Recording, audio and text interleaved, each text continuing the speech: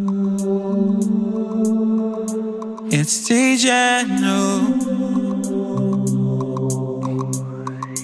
Yup, it's Monster. I see I'm for my kids, the most beautiful face ever. I had to talk to her, felt my life about to change forever. But she said she had a boyfriend. I said, what's in be name? She laughed as she looked down, turned and walked away. You don't know. Music for me was something that started for me as a kid, and you know, I was introduced to music by my dad properly, because he was more like a poet. You know, he did all those things when he was like young, and also and then he's passionate about music as well. So, and growing up, I listened to a lot of gospel artists, a lot of you know, ministrations and all that. But for me, it was the music that got to me, and you know, the passion behind the music, and I'd always loved it. At first, I never realized how much I really loved it until I discovered that I was the one who sang better in the house, you know. And yeah, so that was how it started for me. You know, I grew up with my family, 4 kids, 2 elder brothers, myself, and a sister. And you know, like I said, singing for me was easy the most, and I decided to, you know, try to not let it go, because I enjoyed it. I mean, it was the one thing that I could do better than everyone else. So I mean, because if you call me to come and wash plates, my brother, they chase me. They chase me all over the house and everything, you know. So yeah, music for me was effortless, and thankfully my dad did not allow me just waste the opportunity and the talent. He later on encouraged me to enroll for the School of Music, which, you know, in a way or two impacted in, you know, my musical knowledge as well. It helped me to just understand what it is that I'm doing, you know, and also I did some vocal training and lessons, and you know, all that.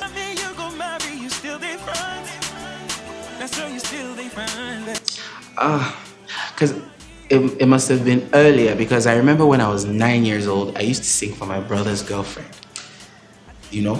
So it must have been earlier. I think maybe like 8 years old. Yes.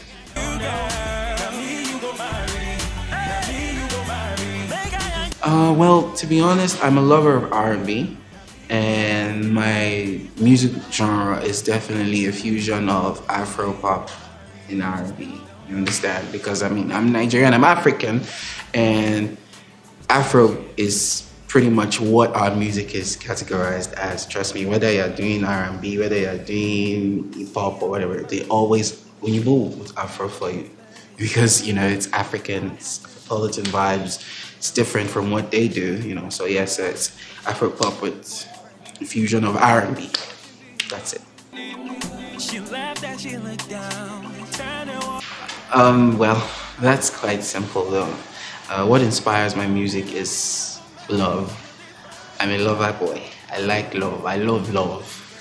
If I'm to write music here now, and you tell me, try to come up with a song, I'm most likely going to talk about love. You know, so it's definitely one of like the most focal point of my creativity, and yes, God definitely is, you know, the author of my inspiration too. So there goes the usual, but it's just the truth, because I don't think anyone is superhuman. I think you always just need the grace of God to, you know, to do what you do. And for me, I think I've been blessed to have had people support me and also show appreciation for the music that I make, because you know, this country that we're in is very, very funny.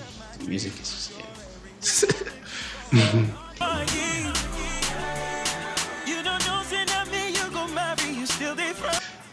when I was in school, I kind of like stayed all through, so I really couldn't do music as much. Like I told you, I gained admission and I had to stop the Muson School of Music. And because I just wanted to face it and be square with it. So I studied communication skills with the North American University, Benin, Cotonou.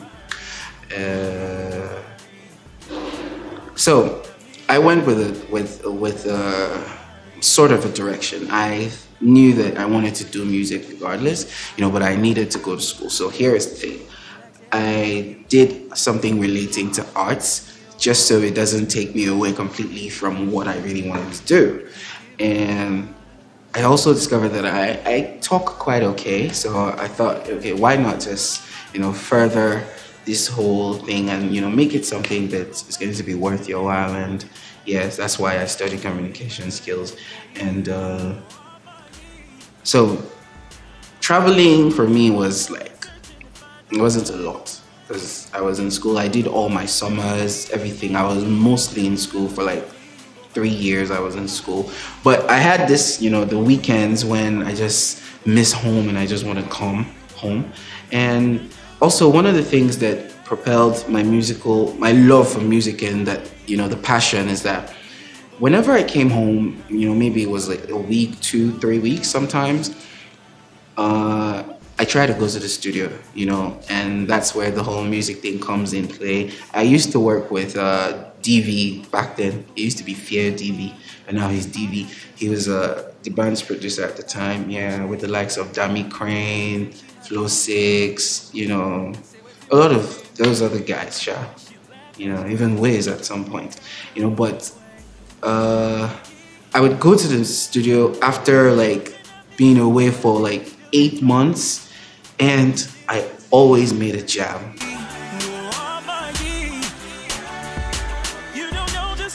Here was how it happened. A friend of mine who's,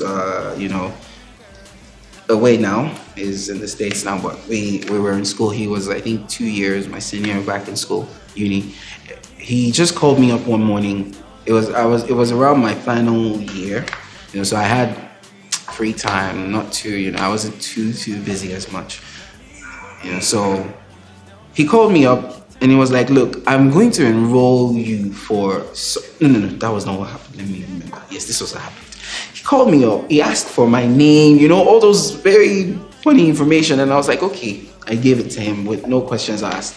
And then when we were done, I was like, so what's this? I don't understand. Are you trying to register me for Canadian visa or something? What's going on?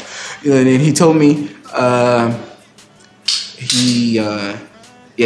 and then he told me that he wants me to go for the Nigerian Idol. I think it was season 3 at the time.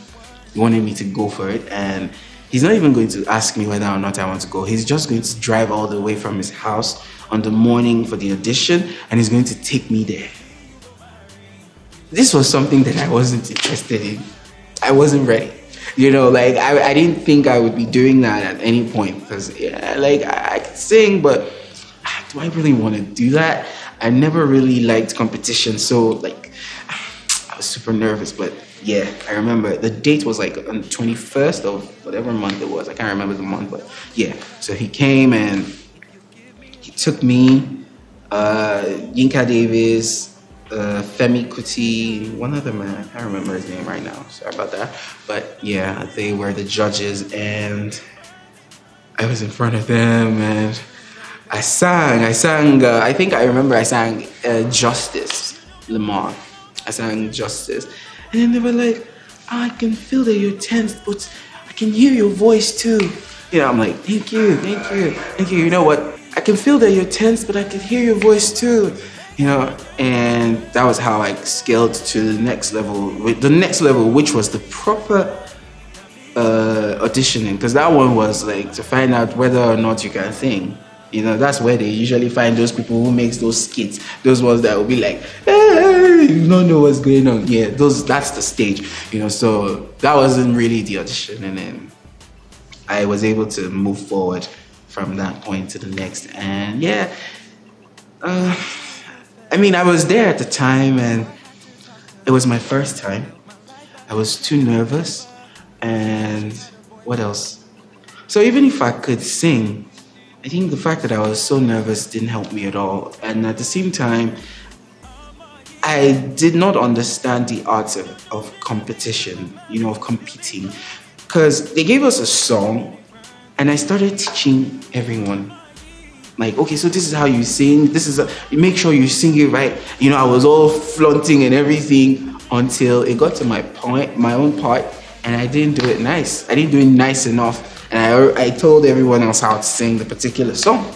But I mean, if by any chance that's happening to me now, I know to keep to myself and let them do what they want to do, because I mean, we were all actually going to be judged separately. It wasn't like we were judged as a group, because we weren't a group. They only just made us a group just to judge us individually. So yeah, so those were like the things that I had to deal with when I was there. But hey, when I did it, and it was fun. I got the experience. It was just a one-time thing.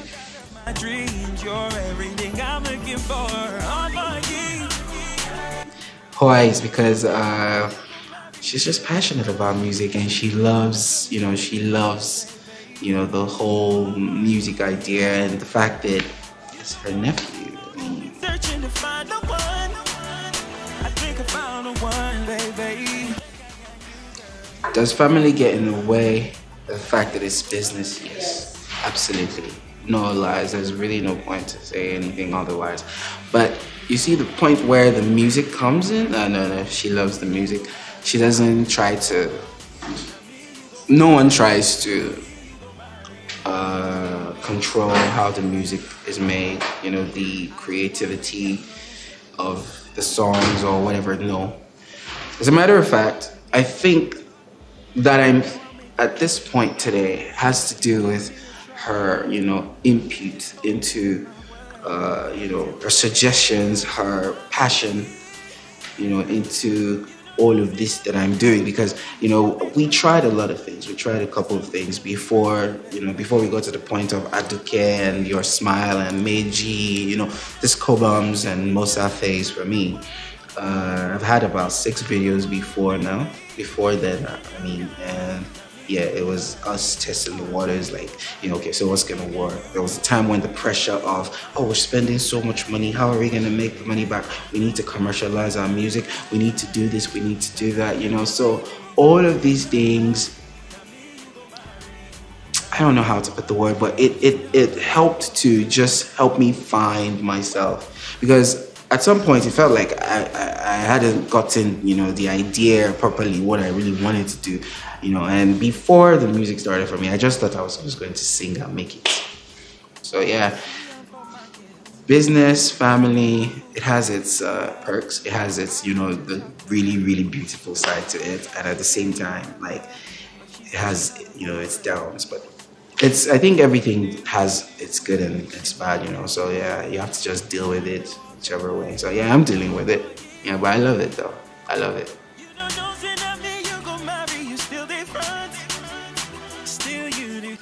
Absolutely. I see myself making the music that I love at the time, because it won't just be that it's money driven or it's attention driven at the time. It's just going to be for the love. And I know by God's grace that the Nigerian music industry would also evolve, to the point whereby the people who make good music will also have,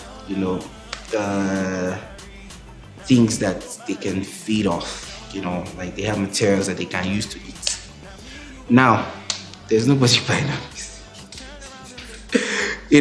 Like the acceptance is gradual, and I'm thankful, because the people in the past have had it worse, but it's definitely getting better, but it can always be better. It can always be, get better, and that's what we're praying and working towards. So yes, I'll definitely still make the music that I love to make.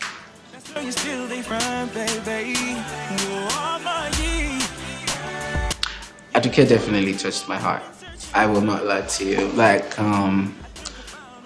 after about a year, I decided to listen to it. I wanted to listen to what the fuss was about.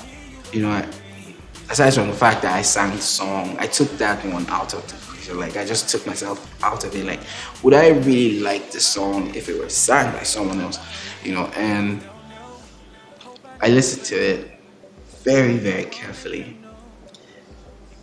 And I just came to a conclusion that I would love the song regardless of, even if the person didn't sing it well. That's how much I would like the song. And I thank God always, because it's a song that would stand the test of time. I've been privileged to be put in that position to have that kind of material in a lifetime, you know. So I did not understand it at first, but I think I'm getting there. I'm beginning to understand what the power, the love is all about.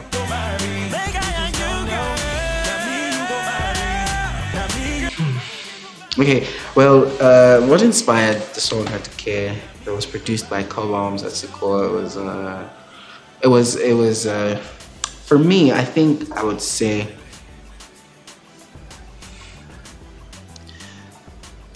I felt like it was, what's the word? It was just missing in the world. Does that make any sense? It was missing in the world. Like, the world needed it. And Cobams had it. It was written by Cobams, by the way. Cobams and Omolara. Omolara also, she's a writer and she's an artist too. She writes for a lot of other people. And I had not so much input in writing the song except for singing, you know. And I say that most times, like, I trivialize it, and Kobe would tell me, you know what, you cannot really give us the credit as much as you, because it was you who brought it to life. Like, it could have been sung by anyone else and they still would not make it pop, but look at what you made of it. So it's you, not us. Be like, me, I don't know what you're talking about, Sha, but yeah, Sha, know that it is you that you know, brought this whole thing to life for me. And yeah, so I don't know. It was love. It was love from the deepest corners.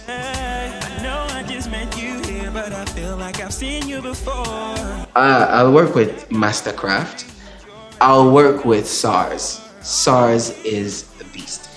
I'll work with I don't know if you guys know this guy, but his name is P2J. He works with Tiwa Savage. He's amazing. I'll work with him. I'll work with Malik Berry. Malik Berry is a trend to reckon with. It's not just a force, it's a trend. Malik is amazing. And then there's some people that I would really definitely love to work with as well, you know, like because I just love what they do with music. It's beautiful, you know, like the Thai War guy, Icon. You know, there's a lot of people. They're good. What's his name? Oscar. Big shout out to Oscar, by the way. Oscar is amazing. Who else? This Lyric. Lyric is a magician. Kublon is good. Kublon is amazing. Kublon is beautiful. I mean, I don't know. There's just a lot of... You know what? These guys are really good. Just forget. Producers are amazing. I'll work with Nigerian producers any day, anytime.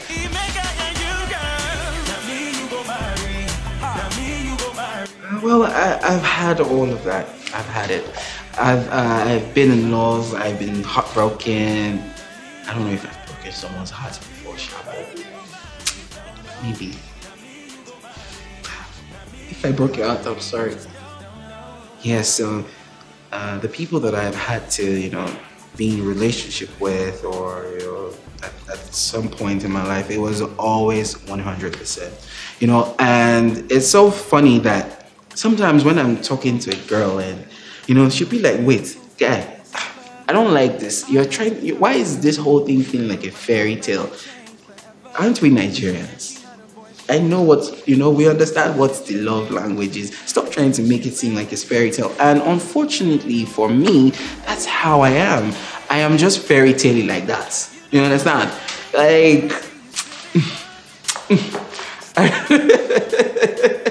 But for a lot of ladies, it's weird, it's absurd, it's unreal to them because prior to what they've, you know, the experiences they've had, the love lives and everything, what I bring to the table is usually very, very different, and they just be like, "Are you even real?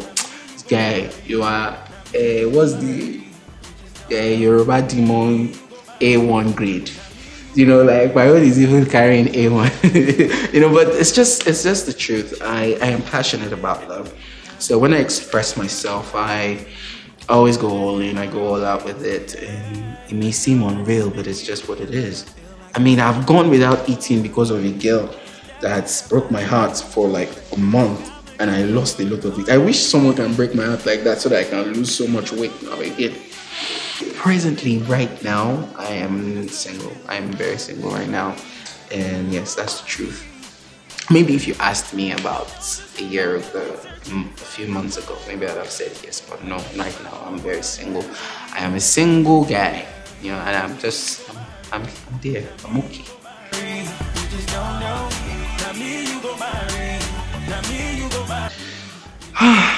God, what changes do I think the Nigerian music industry need? Well, I think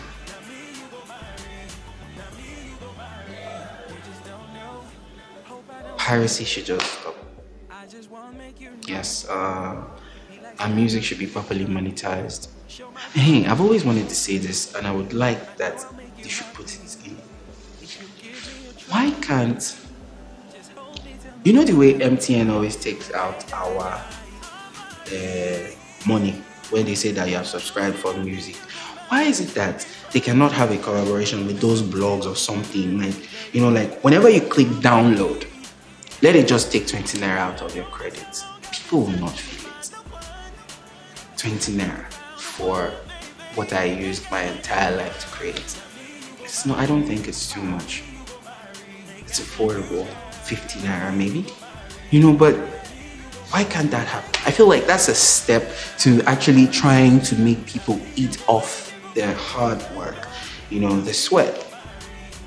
Rather than just charging me for the thing that I did not even subscribe for. Anyways, I just had to say that. You know, so, but yeah, it should, like, I feel like they should help us to try to monetize this music for us so that we can, you know, eat, enjoy ourselves, and make the things, you know, the music that we love, do the things we love to do. Nobody likes to work and not eat off what they do, you know. So yeah, that's just the most important thing. I think the other things are already, you know, setting themselves in that place, in that position. That is, you know, the music, the African music going global, you know, getting recognition, doing collaborations, you know, with the valid people in their prime, you know what I mean? Shout out to Wiz, David, and, you know, everyone doing amazing stuff for, you know, African music generally, you know. So yeah, those things are taking shape, in my own opinion. All I just really see that's missing is monetizing the music, making it proper, you know. Yeah, that's it. That's just what change that I'm looking for. She turned around and looked at me. She said his name not Sunday. There's a lot of people that although it's funny that I never think of featuring, because I don't know, but if the opportunity came, I would definitely love to work with Chris Brown. Yes, I'll work with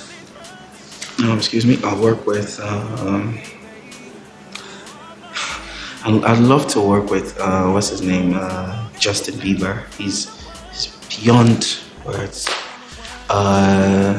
Justin Timberlake, Wiz, Kid, Davido, because I think he's very hardworking and talented. Who else? And there's so many people that I would love to work with. Anyways, I like to work with Malik Berry, have him on a song with me. Usher, yeah, Usher, because I listened to a lot of Usher when I was growing up. It would be an amazing thing to work with him. Who else? Banky. I enjoyed Banky's music. I enjoyed Banky's music a lot. I won't lie to you. In short, he inspired me. He inspired me a lot.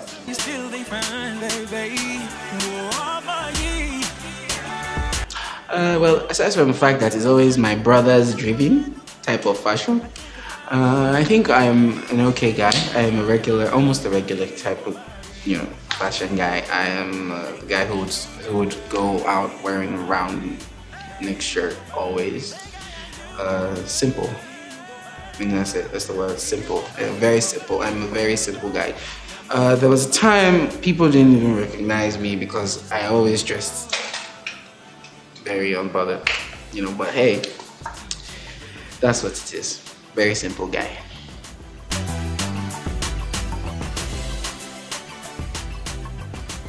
Okay, if I weren't a musician, I probably would be maybe an OAP.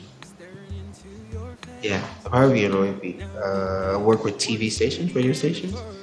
Yeah, presenter, something like that. I'd probably be doing your job. Over and over again, wondering how I've been missing. My wristwatch. It is my wristwatch. And before my wristwatch, it was my shoe. I'm a lover of shoes. Yes, I've bought a shoe for myself with my money before for about $500 for one. Yeah, I'm not about low, so $500 is a lot for me. But so far, this is the most expensive thing I own. My wristwatch. Would you like to be, by being with your girlfriend, right? Yeah. Would you like to have about your body count? Why? Would I like to know about Bay's body count? Would you like to have about your own body count? Why?